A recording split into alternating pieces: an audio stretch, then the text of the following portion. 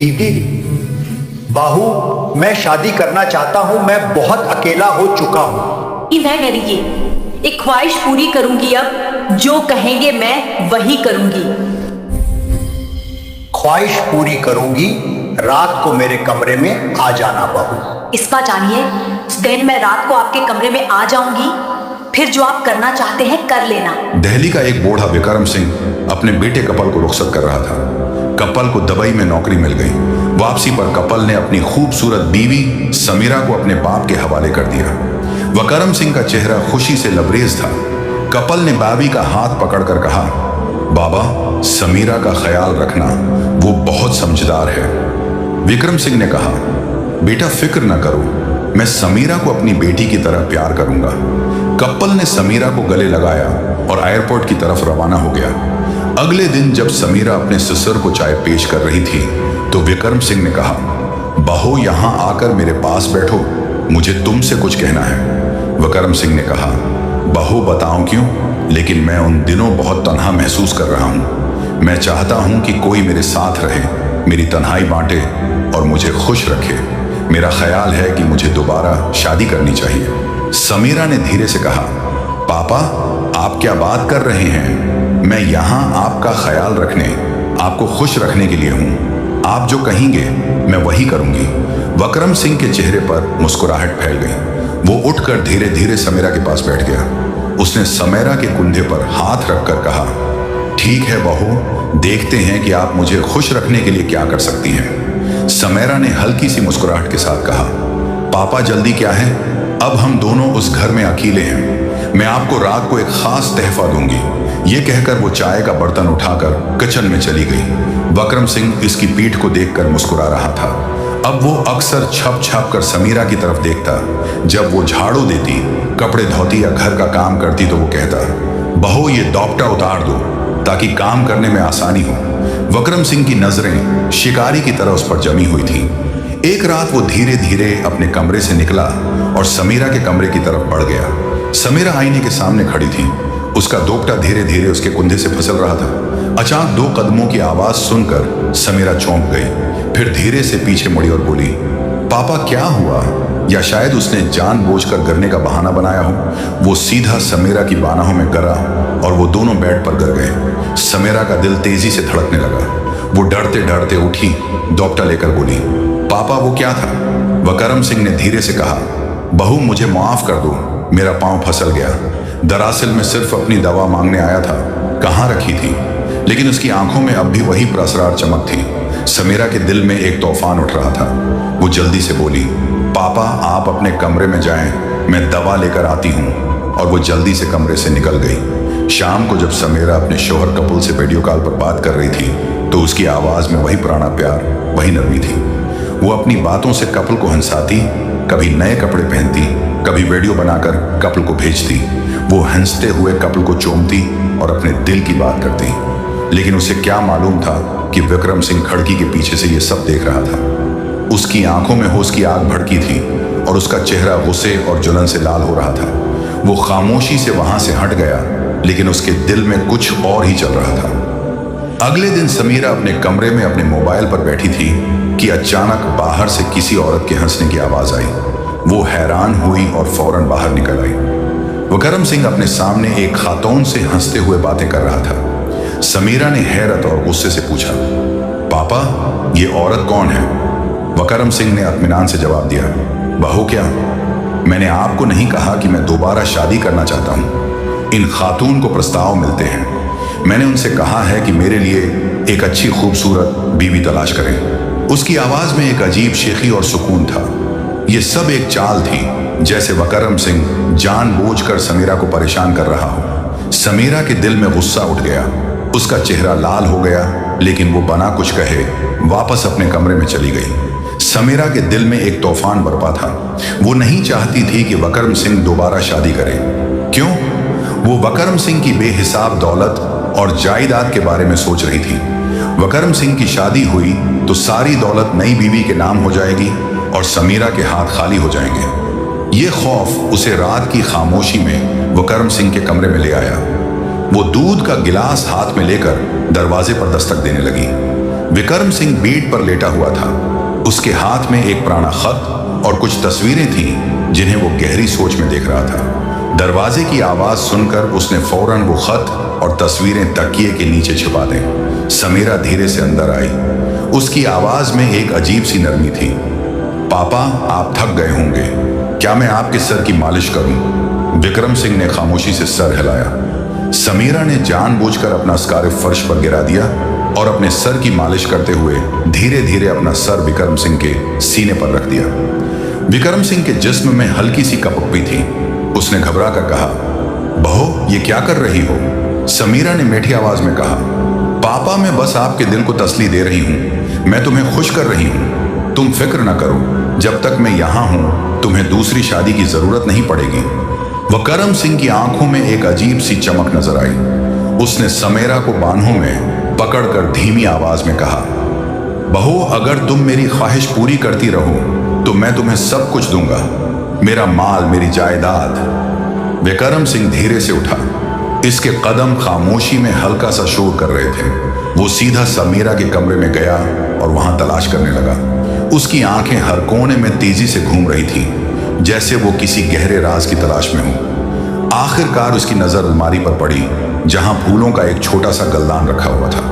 विक्रम सिंह ने उसे उठाया, हाथ में घुमाया और उसके चेहरे पर एक खौफनाक प्रासरार मुस्कुराहट फैल गई। वो खामोशी से वापस अपने कमरे में चला गया और बस्तर पर लेट गया, जैसे उसे कोई बड़ा राज मिल गया हो। सारा दिन समीरा विक्रम सिंह को लुभाने की कोशिश करती। कभी वो उसका हाथ अपनी तरफ खींचती, कभी उसकी गोद में बैठ जाती और कभी उसके गले में बाजू डालकर उससे मुस्कुराकर बातें करती। लेकिन अब विक्रम सिंह हचकचा रहा था। उसकी नजरें समीरा से मिलते मगर वो फौरन मुंह फेर लेता, जैसे उसके दिमाग में कोई नया प्लान था। समीरा उसकी ठंडी बेरखी में उलझ गई, लेकिन उसने अपनी चालाकी की चाल रखी। अगली रात समीरा के कमरे से दर्दनाक सिसकियों की आवाज आई। ये आवाजें इतनी दर्दनाक थीं कि विक्रम सिंह, जो अपने कमरे में टहल रहा था, ये सुनकर समीरा के कमरे की तरफ भागा। उसने दरवाजा खोला और डरी हुई आवाज में कहा, बहू, क्या हुआ? क्यों रो रही हो? क्या सब कुछ ठीक है? उसकी आवाज फिक्र से भरी हुई थी, जैसे उसे मालूम हो कि ये सिसकियां कोई मामूली बात नहीं। समीरा बेड पर बैठी थी। उसका चेहरा आंसुओं से भीगा हुआ था। उसकी सरगोशियां मजीद बुलंद हो गई थीं, जैसे उसका दिल टूट गया हो। उसने सरगोशी की, पापा, आपने क्या किया? मेरी जिंदगी बर्बाद हो गई, मैं नहीं रही, तुमने मेरी इज्जत लौट ली है। उसकी आवाज दर्द और इल्जाम से भरी हुई थी। विक्रम सिंह का चेहरा पीला पड़ गया। उसका दिल खामोशी से भर गया। वो धीरे से आगे बढ़ा और समीरा से कहा, बहू, बताओ क्या हुआ? तुम ऐसी बात क्यों कर रही हो? समीरा ने आंसू पूंछे, लेकिन उसने उसके रोने को और भी तेज कर दिया। पापा, मुझे सुबह से मतली आ रही है, मैं हामला हूं और ये सब आपकी वजह से हुआ है। तुमने मेरी जिंदगी बर्बाद कर दी है। अब मैं दुनिया का सामना कैसे करूंगी? विक्रम सिंह डर गया। बहू, ये कैसे हो सकता है? मैंने कुछ नहीं किया, आप गलती पर हैं। उसकी आवाज साफ थी, मगर समीरा ने उसे बीच में रोक लिया। पापा, मुझे लगता है आपकी यादाश्त बहुत कमजोर हो गई है। कल रात तुमने कमरे में वो सब कुछ किया जो एक शौहर अपनी बीवी के साथ करता है, और अब तुम बेगुनाह होने का ड्रामा कर रहे हो। समीरा की आवाज आंसुओं से चीखों में बदल गई, जैसे वो पूरे मोहल्ले को जगाना चाहती हो। ये ड्रामा अब खतरनाक मोड़ पर पहुंच चुका था। विक्रम सिंह डर गया। वो अचानक उठा, दरवाजे की तरफ देखा, फिर समीरा की तरफ मतवजा हुआ और धीमी आवाज में बोला, ठीक है बहू, ठीक है, तुम ठीक कह रही हो, लेकिन तुम फिक्र ना करो, मैं सब कुछ संभाल लूंगा। आप जो कहेंगे वही होगा।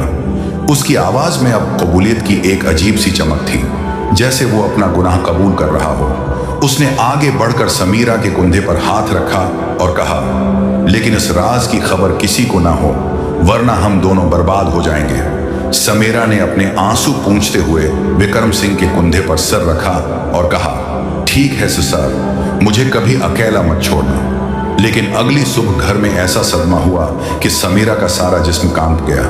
विक्रम सिंह घर में दाखिल हुआ तो उसके साथ एक खूबसूरत खातून भी थी, जिसने दौलहन जैसा लिबास जीब तन किया हुआ था।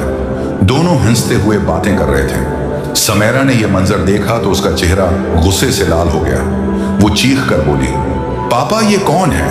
वकरम सिंह ने बड़े इत्मीनान से जवाब दिया, बहू ये मेरी बीवी है, मैं शादीशुदा हूं, आज से ये तुम्हारी सास है। समीरा को हैरत हुई, वो सोच में गुम थी। मैं उसे खुश रखने के लिए सब कुछ देने को तैयार थी, फिर उसने शादी क्यों की? उसकी आंखें गुस्से से लाल हो गईं। वो नर्म मगर सख्त लहजे में बोली, पापा मेरे कमरे में आ जाइए, मैं तुमसे बात करना चाहती हूं। वो जल्दी से अपने कमरे में चली गई। वकरम सिंह समीरा के कमरे में पहुंचा तो वो गुस्से में पागल हो रही थी। कहने लगी, पापा आपने मुझे धोखा दिया है, अब मैं तुम्हें सच बताऊंगी। वकरम सिंह ने नर्म लहजे में कहा, बहू पागल मत बनो, मैंने उस लिए शादी की है कि ये औरत आपकी खिदमत करेगी। अब आपको घर का कोई काम नहीं करना पड़ेगा, ये सारा काम करेगी और मैं सिर्फ एक दूसरे से प्यार करेंगे। ये सुनते ही समीरा का गुस्सा ठंडा हो गया। उसके चेहरे पर इत्मीनान और खुशी की मुस्कुराहट फैल गई। लेकिन समीरा को क्या मालूम, उसकी जिंदगी में एक तूफान आने वाला था जो उसे तबाही के दहाने पर ले जाएगा। वकरम सिंह की नई बीवी, जो इस घर की मुलाजमा से ज्यादा कुछ नहीं थी, पांवों की मालिश करती, उसके सिर की मालिश करती और घर के सारे काम खामोशी से करती। समीरा को लगा जैसे वो अपनी चालाकी पर जीत गई हो। उसे ऐसा लगा जैसे उसने विक्रम सिंह की सारी दौलत और जायदाद अपनी मुट्ठी में ले ली हो। लेकिन विक्रम सिंह के चेहरे पर एक अजीब सी खामोशी थी। इसकी आंखों में हैरत और छिपा गुस्सा था, जैसे उसने कोई बड़ा राज पकड़ लिया हो। विक्रम सिंह अब समीरा से दूर रहने लगा था। उसकी आंखों की ठंडक, उसके रवैये की बेरखी सब समीरा को छूने लगी। उसे लगा कि इसकी तमाम हरकतें अब बेअसर हो गई हैं। वकरम सिंह की बेहिसाब दौलत और ताकत उसके हाथों से फिसल रही थी। एक दिन जब वकरम सिंह अपनी नई बीवी के साथ काफी वक्त गुजार रहा था तो समीरा ने उन्हें तन्हाई में रोक लिया। उसकी आवाज में झंझलाहट थी। पापा ये क्या हो रहा है, तुम मुझसे दूर क्यों रहते हो? आप अपनी बीवी को इतना वक्त देते हैं, क्या तुम्हें वो वादा याद नहीं जो तुमने मुझसे किया था? वकरम सिंह ने एक लम्हे के लिए उसकी तरफ देखा और ठंडे लहजे में कहा, समीरा मुझे कुछ याद नहीं, जो चाहो करो, मैं अब तुम्हारी कोई बात नहीं सुनूंगा। समीरा का चेहरा गुस्से से लाल हो गया। वो अपने कमरे की तरफ भागी। इसने दरवाजा मजबूती से बंद किया और कांपते हाथों से अपने शौहर कपल को बुलाया। उसकी आवाज सरगोशियों और गुस्से से भरी हुई थी।